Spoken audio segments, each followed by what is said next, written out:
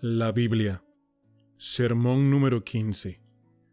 Sermón predicado la noche del domingo 18 de marzo de 1855 por Charles Haddon Spurgeon en Exeter Hall Strand, Londres.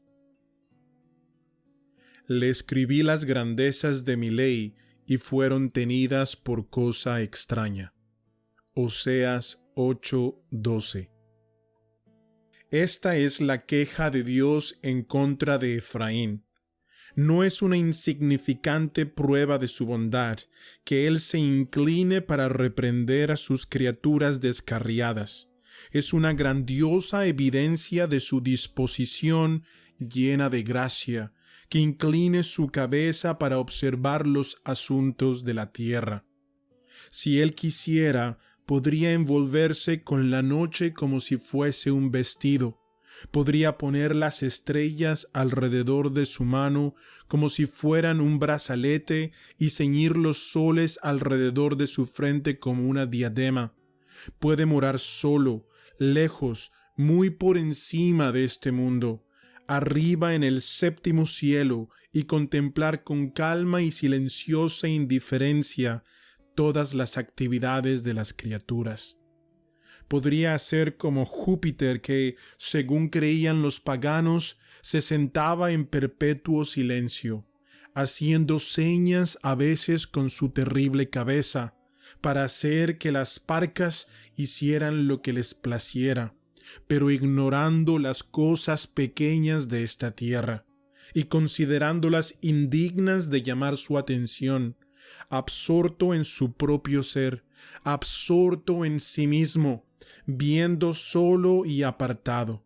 Y yo, como una de sus criaturas, podría ascender a la cumbre de una montaña y mirar a las estrellas silenciosas y decirles: ustedes son los ojos de Dios, pero ustedes no me miran a mí. La luz de ustedes es un don de su omnipotencia, pero esos rayos no son sonrisas de amor para mí. Dios, el todopoderoso Creador, me ha olvidado. Soy una gota despreciable en el océano de la creación, una hoja seca en el bosque de los seres vivientes, un átomo en la montaña de la existencia. Él no me conoce, estoy solo. Pero no es así, amados. Nuestro Señor Dios es de un orden diferente. Él nos observa a cada uno de nosotros. No existe ni un gorrión ni un gusano que no se encuentre en sus decretos. No hay una persona sobre la que no se posen sus ojos. Nuestros actos más secretos les son conocidos. Cualquier cosa que hagamos, que soportemos o que suframos, el ojo de Dios siempre descansa sobre nosotros y su sonrisa nos cubre, pues somos su pueblo, o su enojo nos envuelve, pues nos hemos apartado de él. Oh, Dios es 10,000 veces misericordioso, pues contemplando a la raza del hombre, no la arranca de la existencia con una sonrisa. Vemos por nuestro texto que Dios se interesa por el hombre, por cuanto dice a Efraín: le escribí las grandezas de mi ley, y fueron tenidas por cosa extraña. Pero vean cómo cuando observa el pecado del hombre, no lo destroza ni lo rechaza a puntapiés, ni tampoco lo sacude por el cuello sobre el golfo del infierno hasta hacer tambalear su cuerpo por el terror, para finalmente arrojarle en él para siempre. Por el contrario, Dios desciende del cielo para argumentar con sus criaturas, discute con ellas, se rebaja, por así decirlo, al mismo nivel del pecador, le expone sus quejas y define sus derechos. Oh Efraín, te he escrito las grandezas de mi ley, y fueron tenidas por cosa extraña. Vengo esta noche como enviado de Dios, amigos míos, para tratar con ustedes como embajador de Dios, para acusar de pecado a muchos de ustedes, para hacerles ver su condición, con el poder del Espíritu, para convencerlos de pecado, de justicia y de un juicio venidero. El crimen del que los acusó es el pecado que leemos en este texto. Dios les ha escrito las grandezas de su ley y fueron tenidas por cosa extraña. Es precisamente sobre este bendito libro, la Biblia, que pretendo hablar el día de hoy. Aquí está mi texto. Esta es palabra de Dios. Aquí está el tema de mi sermón, un tema que demanda más elocuencia de la que poseo, un asunto sobre el que podrían hablar miles de oradores a la vez, un tema poderoso, amplio y un inagotable asunto que, aun consumiendo toda la elocuencia que hubiera hasta la eternidad, no quedaría agotado. Hoy tengo que decir 3 cosas acerca de la Biblia, y las 3 se encuentran en mi texto. Primero, su autor. Le escribí, dice. Segundo, sus temas, las grandezas de la ley de Dios. Y tercero, su tratamiento generalizado. Fueron tenidas por la mayoría de los hombres por cosa extraña. Primero, entonces, en lo relativo a este libro, ¿quién es el autor? El texto nos dice que es Dios. Le escribí las grandezas de mi ley. Aquí está mi Biblia. ¿Quién la escribió? La abro y observo que se compone de una serie de tratados. Los primeros 5 libros fueron escritos por un hombre llamado Moisés. Pasó las páginas y veo que hay otros escritores tales como David y Salomón. Aquí leo a Miqueas, luego a Amos, luego a Oseas. Prosigo hacia adelante y llego a las luminosas páginas del Nuevo Testamento y veo a Mateo, Marcos, Lucas y Juan, Pablo, Pedro, Santiago y otros. Pero cuando cierro el libro, me pregunto, ¿quién es su autor? ¿Pueden estos hombres en conjunto atribuirse la paternidad de este libro? ¿Son ellos realmente los autores de este extenso volumen? ¿Se dividen entre todos ellos este honor? Nuestra santa religión responde, no. Este volumen es la escritura del Dios viviente. Cada letra fue escrita por un dedo todopoderoso. Cada palabra salió de los labios eternos. Cada frase fue dictada por el Espíritu Santo. Aunque Dios, a través de Moisés, fue dada esta benignidad para usarlo a este hombre para escribir sus historias como su ardiente pluma, Dios guió esa pluma.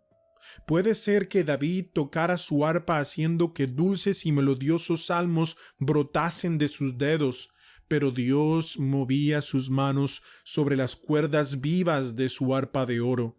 Puede ser que Salomón entonara cantares de amor o pronunciara palabras de sabiduría consumada, pero Dios dirigió sus labios e hizo elocuente al predicador.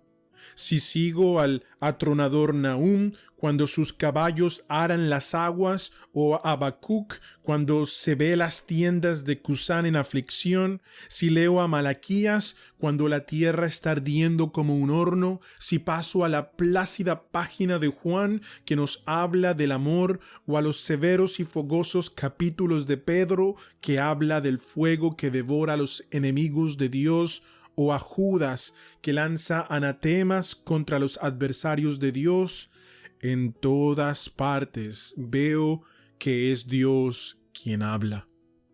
Es la voz de Dios, no la voz del hombre. Son las palabras de Dios, las palabras del Eterno, del Invisible, del Todopoderoso, del Jehová de esta tierra. Esta Biblia es la Biblia de Dios, y cuando la veo me parece oír una voz que surge de ella diciendo: soy el libro de Dios, hombre, léeme, soy la escritura de Dios, abre mis hojas, porque fueron escritas por Dios, léelas, porque Él es mi autor, y lo podrás ver visible y manifiesto en todas partes. Le escribí las grandezas de mi ley. ¿Cómo sabemos que Dios escribió este libro? No intentaré responder a esta pregunta. Podría hacerlo si quisiera, porque hay razones y argumentos suficientes, pero no pienso robarles su tiempo esta noche exponiendo esos argumentos a la consideración de ustedes. Pero no voy a hacer eso. Si quisiera les podría decir que la grandeza del estilo está por encima de cualquier escritura mortal y que todos los poetas que en el mundo han existido con todas sus obras juntas no podrían ofrecernos una poesía tan sublime ni un lenguaje tan poderoso como lo podemos encontrar en las escrituras. Quisiera insistir en que los temas que se tratan en la Biblia están más allá del intelecto humano, que el hombre nunca hubiera podido inventar las grandes doctrinas de una Trinidad en la deidad, que el hombre nunca hubiera podido decirnos nada de la creación del universo, ningún ser humano hubiera podido ser el autor de la sublime idea de la providencia, que todas las cosas son ordenadas según la voluntad de un grandioso Ser Supremo, y que todas ellas obran conjuntamente para bien. Podría hablarles acerca de su honestidad, pues relata las fallas de sus escritores, de su unidad, pues nunca se contradice, de su sencillez magistral, para que el más simple pueda leerla. Y podría mencionar 100 cosas más que podrían demostrar con claridad que el libro es de Dios. Pero no he venido aquí para hacerlo. Soy un ministro cristiano y ustedes son cristianos o profesan serlo, y ningún ministro cristiano necesita sacar a la luz argumentos de los paganos para rebatirlos. Es la insensatez más grande del mundo. Los infieles, pobres criaturas, no conocen sus propios argumentos hasta que nosotros se los decimos, y ellos, juntándolos poco a poco, vuelven a arrojarlos como lanzas sin puntas contra el escudo de la verdad. Es una insensatez sacar estos tizones del fuego del infierno. Aun así estamos bien preparados para apagarlos. Dejemos que los hombres del mundo aprendan el error por sí mismos. No seamos propagadores de sus falsedades.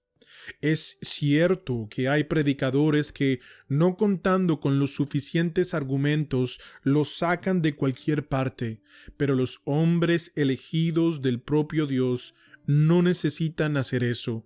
Ellos son enseñados por Dios y Dios les suministra los temas, las palabras y el poder. Quizás haya alguien hoy que haya venido sin fe, un hombre racionalista, un libre pensador. Con ese hombre no voy a discutir. Confieso que no estoy aquí para participar en controversias, sino para predicar lo que conozco y siento.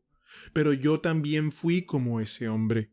Hubo una mala hora en mi vida, cuando solté el ancla de mi fe y corté el cable de mis creencias, y no queriendo estar ya más por tiempo al abrigo de las costas de la revelación, dejé que mi nave anduviera a la deriva, impulsada por el viento. Dije a la razón: sé tú mi capitán. Dije a mi propio cerebro: sé tú mi timón. Y así comencé mi loco viaje.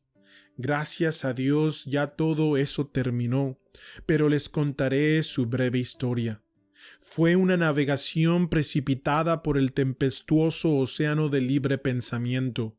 Conforme avanzaba, los cielos empezaron a oscurecerse, pero para compensar esa deficiencia, las aguas eran brillantes con fulgores esplendorosos. Yo veía que volaban chispas agradables y pensé, si esto es el libre pensamiento, es algo maravilloso. Mis pensamientos parecían gemas y yo esparcía estrellas con mis dos manos. Pero pronto, en lugar de aquellos fulgores de gloria, vi horrendos demonios, fieros y terribles, surgiendo de las aguas, y conforme proseguía, ellos rechinaron sus dientes haciendo gestos burlones, se aferraron a la proa de mi barco y me arrastraron. Mientras yo, en parte, me sentía feliz por la velocidad a la que iba, pero sin embargo me estremecía por la rapidez terrífica con la dejada atrás de los vientos y los pilares de mi fe. Conforme seguía avanzando a una velocidad espeluznante, comencé a dudar hasta de mi propia existencia.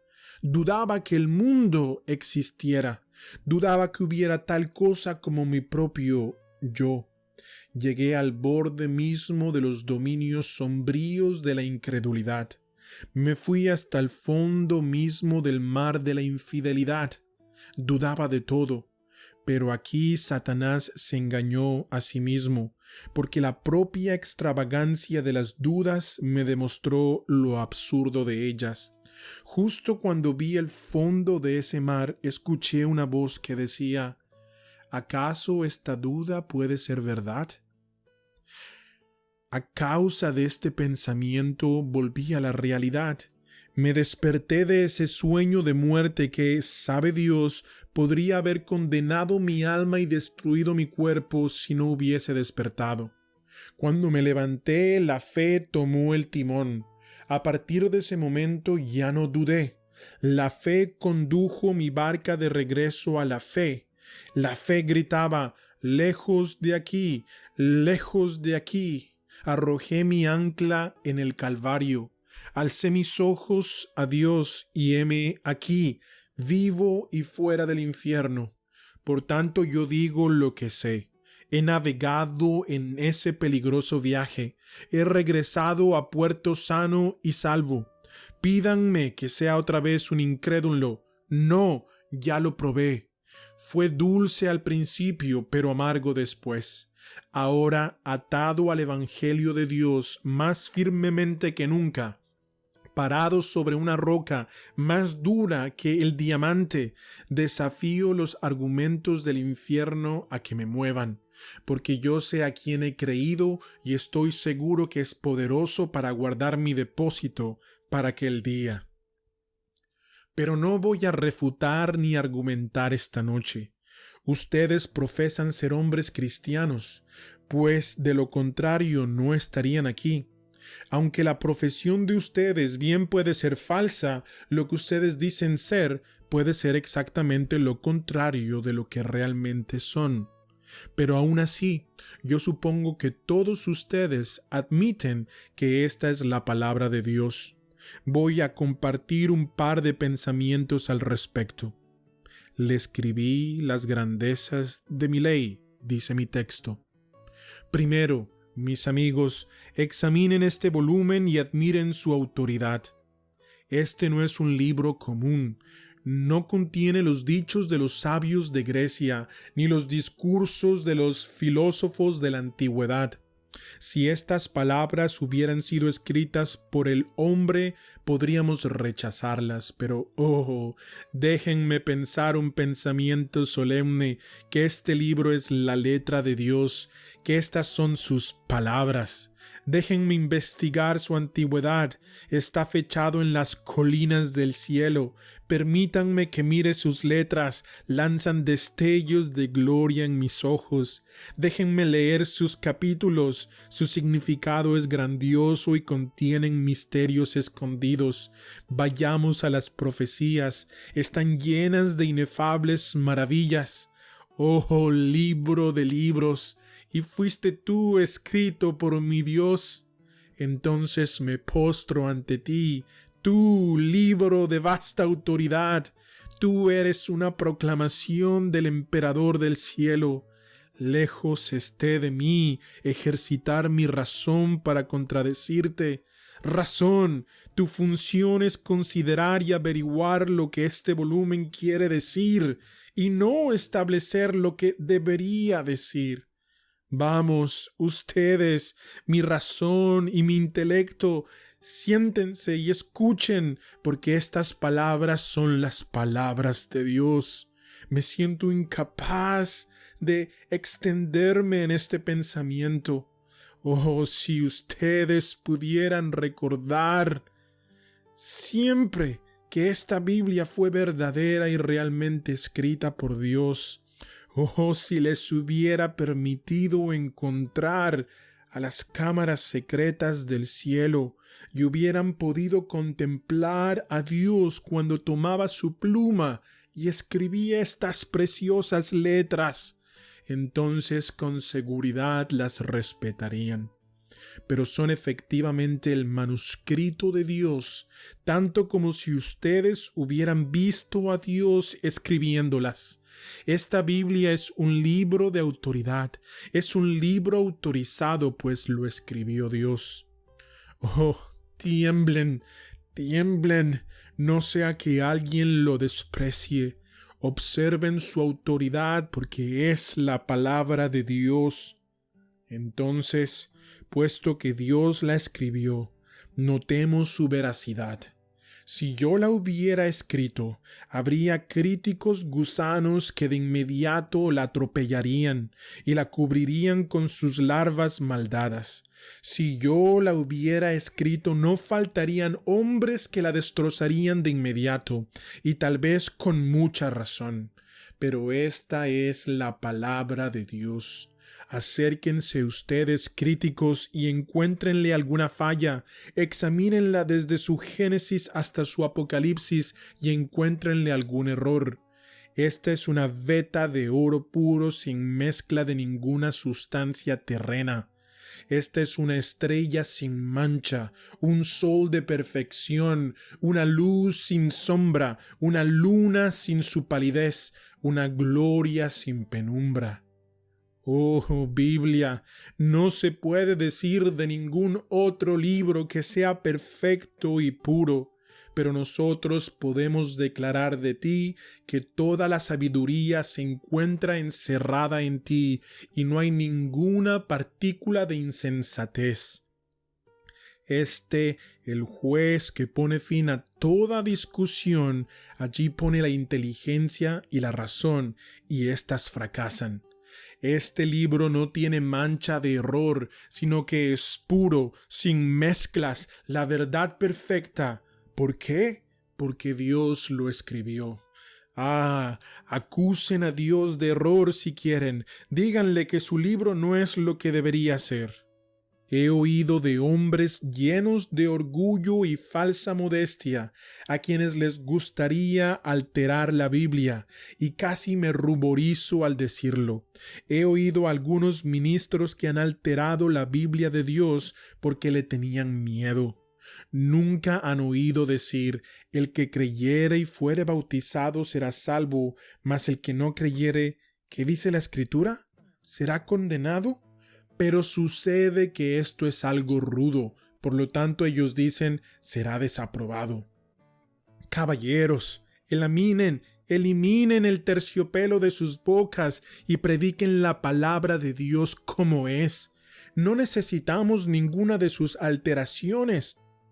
He escuchado a personas que, orando, en vez de decir: hacer firme vuestra vocación y elección, dicen: hacer firme vuestra vocación y salvación. Es una lástima que no hubieran nacido cuando Dios moraba en los tiempos remotos. Hace mucho, mucho tiempo que hubieran podido enseñarle a Dios cómo escribir. Oh, deshonestidad más allá de todo límite. Oh, orgullo desmedido. Tratar de dictar al sabio de los sabios, de enseñar al omnisciente y de instruir al eterno. Es extraño que haya hombres tan viles que usen el cortaplumas de escriba de Joacín para mutilar pasajes de la palabra, porque tienen más sabor. Oh, ustedes que sienten aversión por ciertas porciones de la Santa Escritura, tengan la certeza que su gusto es corrompido y que la voluntad de Dios no se sujeta a la pobre opinión de ustedes. Tu desaprobación es precisamente la razón por la que Dios la escribió, porque no se debe acomodar a ti, ni tienes derecho a ser complacido. Dios escribió lo que a ti no te gusta, escribió la verdad. Ojo, postrémonos en reverencia ante ella, pues Dios la inspiró. Es verdad pura, de esta fuente mana aqua vitae, el agua de vida. Sin ninguna partícula de tierra, de este sol nacen rayos de esplendor. Sin sombra alguna bendita, Biblia eres tú eres toda la verdad. Bendita Biblia, tú eres toda la verdad. Antes de dejar este punto, detengámonos a considerar la misericordia de Dios al habernos escrito una Biblia. Él podía habernos dejado sin ella, que anduviéramos en tinieblas, en tientas a nuestro camino, sin ser y sin poder ver, como los ciegos, palpando y buscando la pared. Podía habernos dejado en nuestro extravío, con la extraña de la estrella y el pensamiento de la razón, como nuestra única guía. Recuerdo una historia del señor Hum, quien constantemente afirma que la luz de la razón es suficiente en abundancia.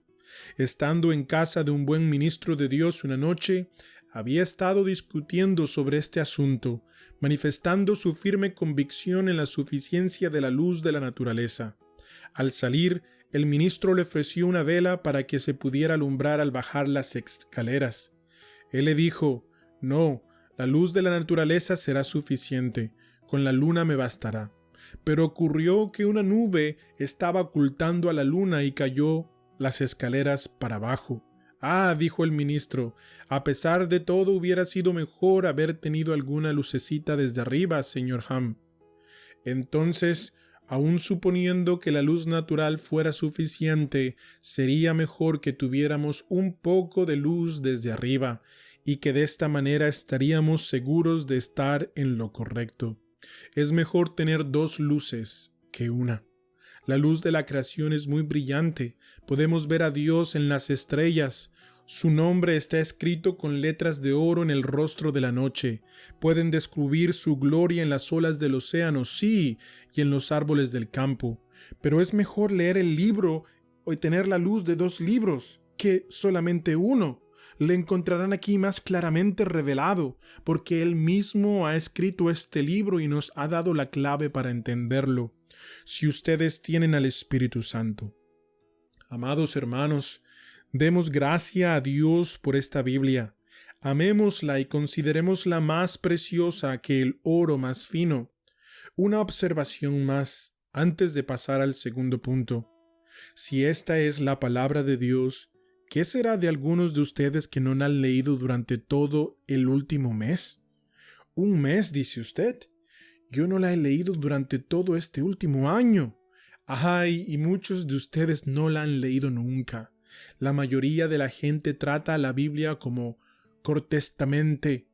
Tienen una edición de bolsillo bellamente encuadernada, la envuelven en un pañuelo blanco y así la llevan de lugar a lugar y de lugar al culto. Cuando regresan a la casa la guardan en un cajón hasta el día siguiente y en el domingo solamente por la mañana la toman. Entonces la envuelven a sacar en su paseo hacia la iglesia y la llevan a la capilla. Todo cuanto la pobre Biblia recibe en este paseo es solamente un paseo dominical. Ese es su estilo de entretener a este mensajero celestial. Hay suficiente polvo sobre algunas de las Biblias de ustedes como para escribir condenación con sus propios dedos. Muchos de ustedes ni siquiera la han hojeado desde hace mucho tiempo. ¿Y qué piensan? Les digo palabras duras, pero son palabras verdaderas. ¿Qué dirá Dios finalmente? Cuando vayan a su presencia, Él preguntará: ¿leíste mi Biblia? No. Te escribí una carta de misericordia. ¿La leíste? No, rebelde. Te envié una carta invitándote a leerla y a venir. ¿La leíste alguna vez? Señor, nunca rompí el sello, siempre la guardé bien cerrada. Desdichado, dice Dios, entonces tú mereces el infierno. Si te envié una epístola de amor y ni siquiera quisiste romper el sello, ¿qué haré contigo? Oh, no permitan que eso les suceda a ustedes. Sean lectores de la Biblia, sean escudriñadores de la palabra. Segundo, nuestro segundo punto es los temas de los que trata la Biblia.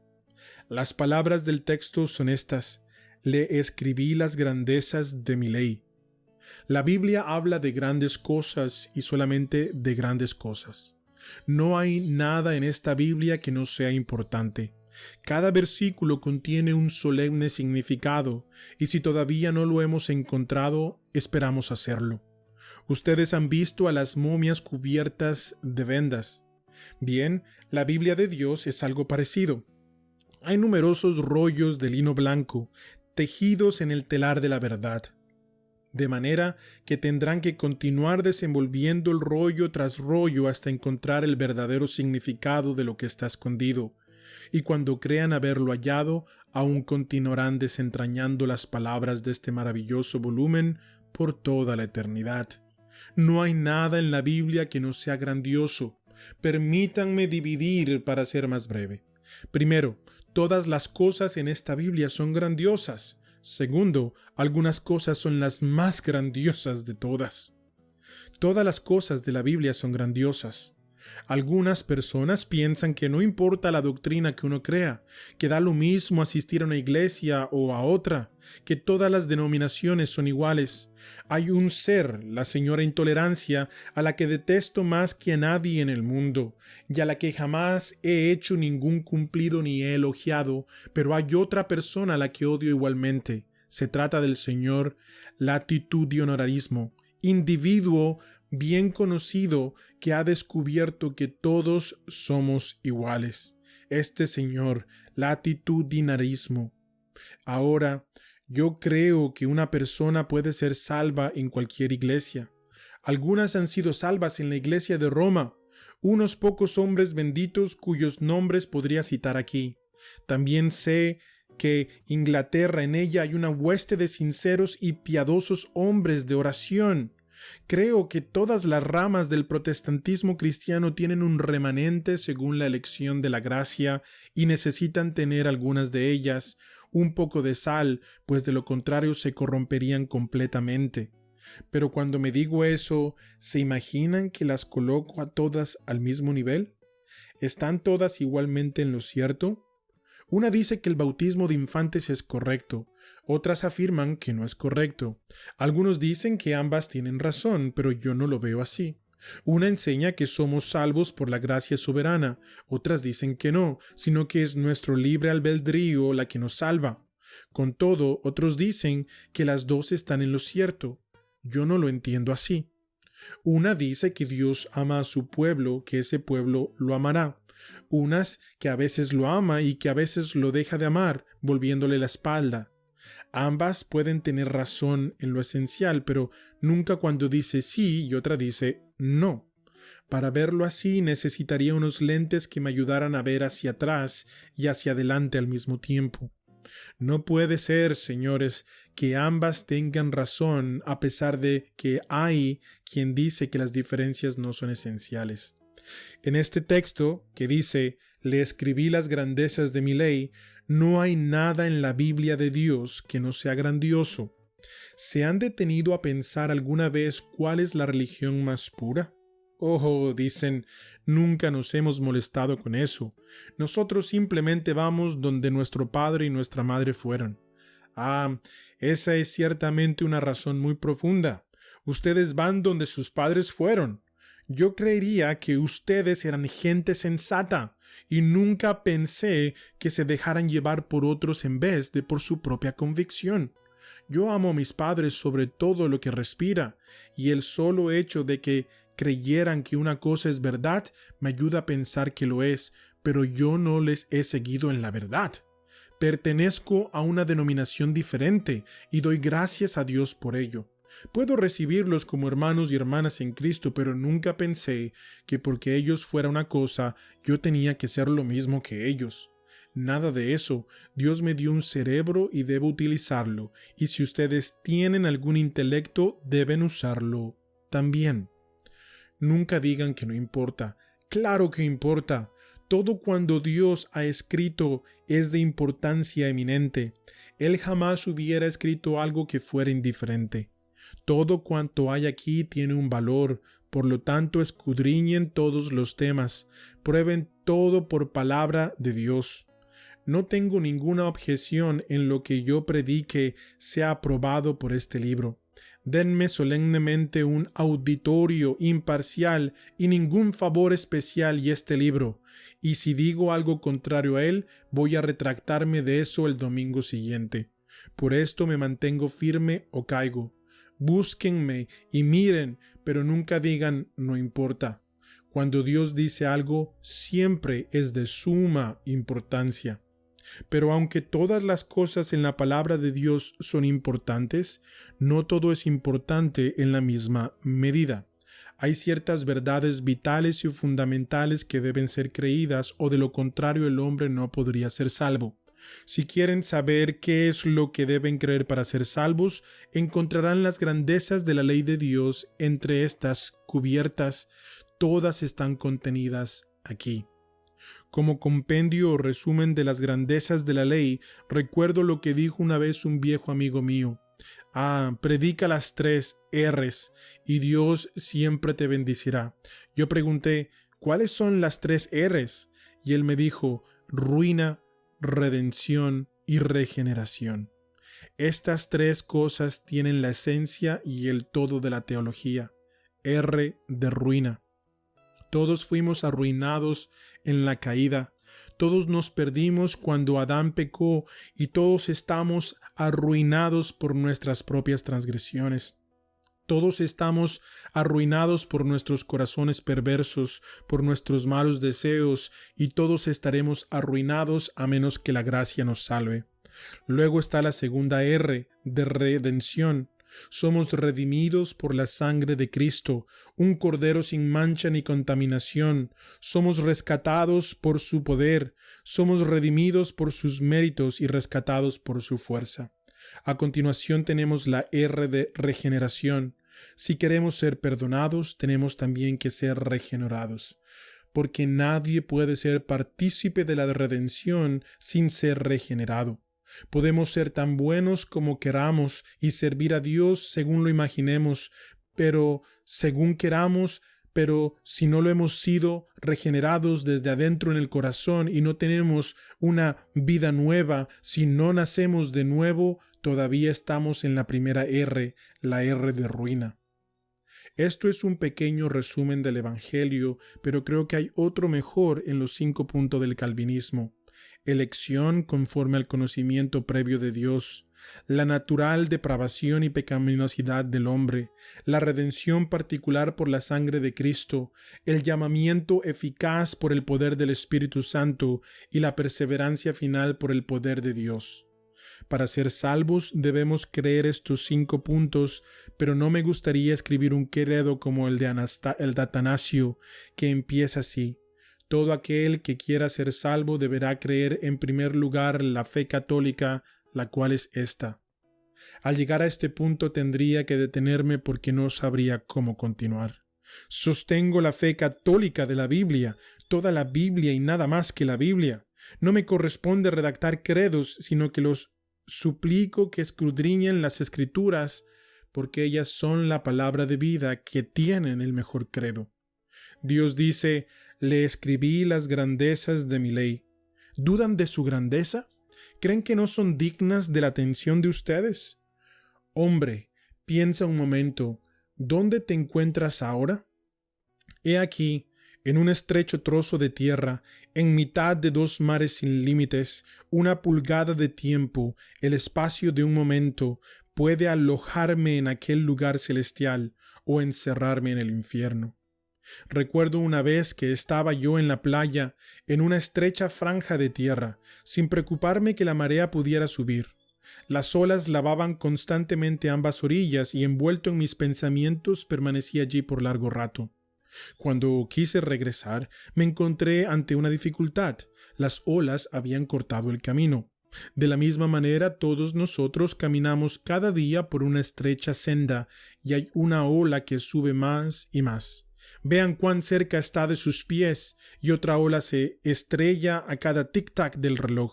Nuestros corazones, como sordos tambores, están redoblando marchas fúnebres camino de la tumba.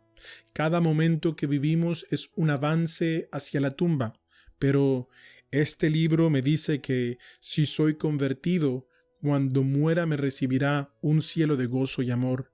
Los ángeles me esperarán con sus brazos abiertos y yo, llevado por las potentes alas de los querubines, sobrepasaré el rayo y me remontaré más allá de las estrellas al trono de Dios para morar allí para siempre.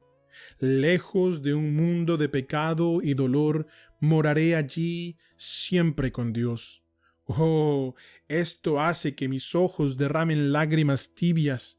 Esto hace que mi corazón se envuelva demasiado grande para mi pecho y mi cerebro gire ante el solo pensamiento de Jerusalén, mi hogar feliz, tu nombre siempre dulce para mí. Oh, esa dulce escena más allá de las nubes, dulces campos revestidos de verde vivo y ríos de delicia. ¿No son estas cosas grandiosas? Pero entonces, pobre alma no regenerada, la Biblia dice que si tú estás perdido para siempre. Te dice que si mueres sin Cristo, sin Dios, no hay esperanza para ti, que hay un lugar sin ningún rayo de esperanza, donde leerás grabado con letras de fuego: conocías tu deber, pero no lo cumpliste. Te dice que serás echado de su presencia con un apartaos de mí. ¿Acaso no es grandioso todo esto? Sí, señores, tanto como el cielo es deseable y el infierno aborrecible, el tiempo breve y la eternidad infinita. Como el alma es preciosa, el dolor debe ser evitado y el cielo debe ser buscado.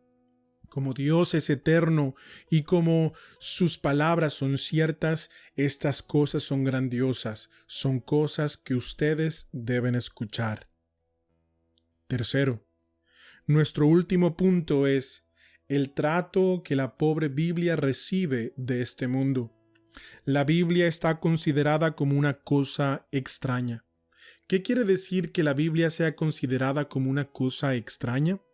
En primer lugar, quiere decir que es completamente ajena a muchas personas porque nunca la leen. Recuerdo que en cierta ocasión yo estaba leyendo la sagrada historia de David y Goliat y estaba una persona presente, bastante entrada en años, quien me dijo: «Dios mío, qué historia tan interesante, ¿en qué libro está?». También me viene a la memoria otra persona que, hablando conmigo en privado, yo le hablé acerca de su alma.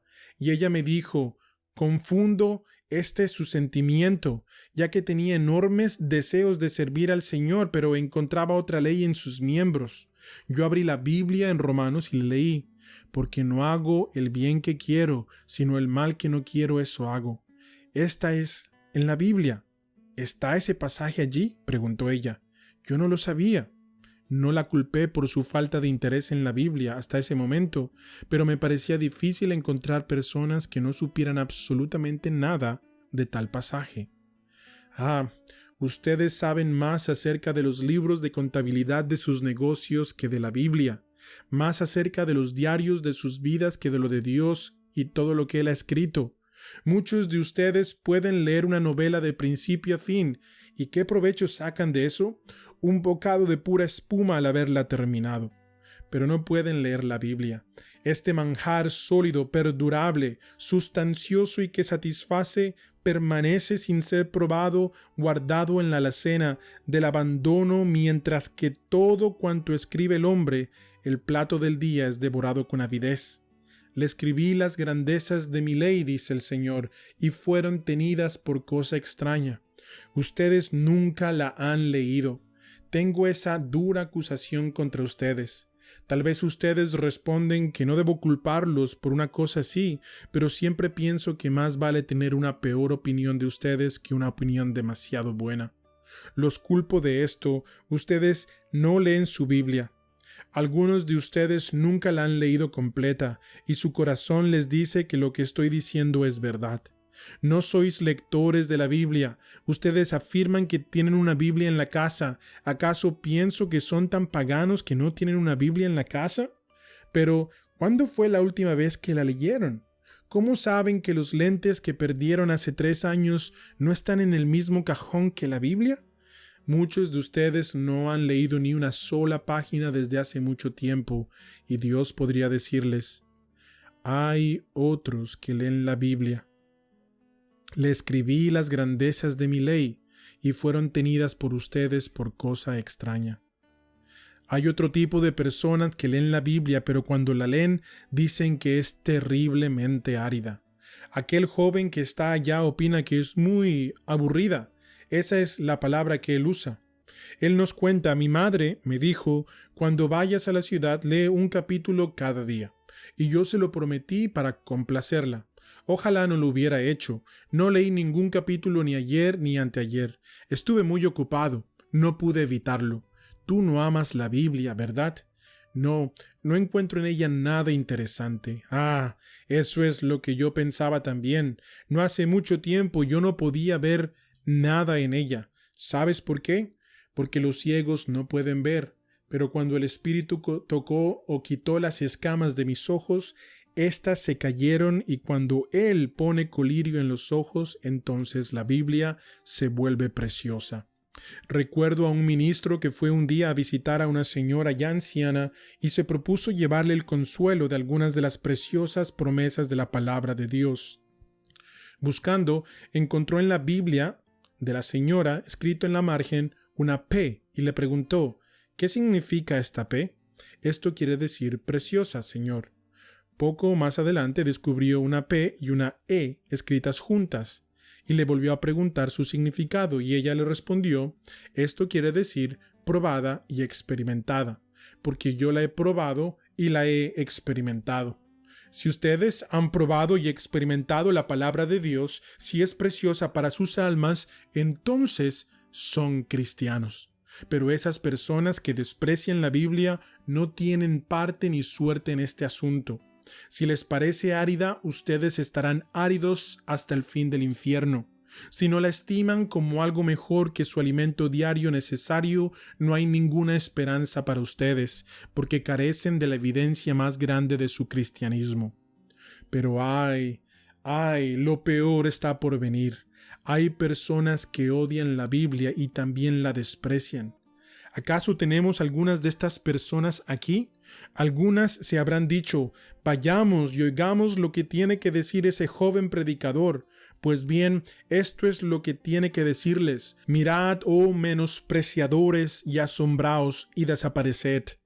Esto es lo que él les tiene que decir. Todas las gentes se olvidan de Dios, y también tienen que decirles que en los postreros días vendrán burladores andando según sus propias concupiscencias. Pero más aún les dice hoy que si quieren ser salvos, deben encontrar la salvación aquí. Por tanto, no menosprecien la Biblia, escudriñenla, léanla, vengan a ella, ten la seguridad, oh burlador, que tus carcajadas no pueden alterar la verdad, ni tus burlas te pueden librar de la condenación inevitable. Aunque en tu dureza hicieras un pacto con la muerte y firmaras un tratado con el infierno, aun así la veloz justicia te alcanzará y la poderosa venganza te derribará. En vano te burlas y te mofas, pues las verdades eternas son más poderosas que todos tus sofismas. Tus ingeniosos dichos no pueden alterar la vida divina de una sola palabra de este volumen de revelación. Oh, ¿por qué altercan con su mejor amigo y maltratan su único refugio? Aún hay esperanza para el burlador, esperanza en las venas del Salvador, esperanza en la misericordia del Padre, esperanza en la obra omnipotente del Espíritu Santo. Una palabra más y terminaré. Mi amigo, el filósofo, dice que está muy bien que yo exhorte a la gente a leer la Biblia, pero que hay otras muchas más ciencias grandiosas, más interesantes y útiles que la teología. Muy agradecido, señor, por su opinión. ¿A qué ciencia se refiere usted? ¿A la ciencia de disecar escarabajos y coleccionar mariposas? No, ciertamente no es esa. ¿A la ciencia de analizar rocas y de tomar muestras de la tierra y hablarnos de sus diferentes estratos? No, tampoco a esa precisamente. ¿A qué ciencia, pues, usted se refiere? Y él me responde: todas las ciencias en general son más importantes que la Biblia. Señor, esa es su opinión, y habla de esa manera porque está lejos de Dios, pues la ciencia de Jesucristo es la más excelente de las ciencias. Que nadie deje la Biblia porque no es un libro culto y de sabiduría. Lo es. ¿Quisieran saber de astronomía? Está aquí. Ella habla del sol, de justicia y de la estrella de Belén. ¿Quieren saber de botánica? Está aquí. Esta habla de unas plantas de renombre, el lirio de los valles y la rosa de Sarón. ¿Quieren saber de geología y mineralogía? Pueden aprender eso en la Biblia, pueden leer acerca de la roca de los siglos y de la piedrecita blanca con un nombre nuevo grabado, el cual ninguno conoce sino aquel que lo recibe. ¿Quieren estudiar historia? Aquí están los anales más antiguos del género humano. Cualquiera que sea la ciencia de que se trate, vengan y búsquenla en este libro. Esa ciencia está aquí.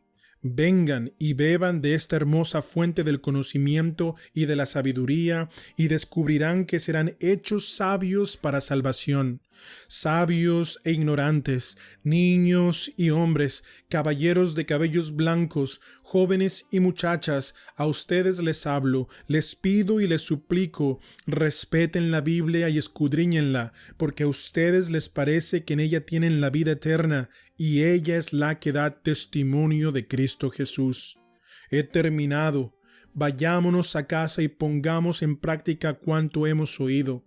Conozco a una señora que, cuando se le preguntó sobre lo que recordaba del sermón del pastor, dijo: no recuerdo nada del mismo, tenía que ver con pesas falsas y medidas fraudulentas, y yo no recordé nada excepto que cuando llegue a casa tenía que quemar mis medidas de grano. Así que si recuerdan cuando llegan a sus casas quemar sus medidas, si recuerdan cuando llegan a sus casas leer la Biblia, yo habré dicho lo suficiente. Quiera Dios en su infinita misericordia, cuando lean la Biblia, poner en sus almas los rayos iluminados del sol de justicia por la obra del siempre adorable Espíritu. De este modo, todo cuanto lean será de provecho y para salvación. Podemos decir que la Biblia es el escaparate del consejo revelado, en donde la felicidad y el dolor están colocados de tal manera que todo hombre sabe que le corresponderá. Se interpreta todo correctamente. Es el índice de la eternidad. No podrá dejar de recibir la eterna felicidad quien se guíe por este mapa, ni puede equivocarse quien hable por él.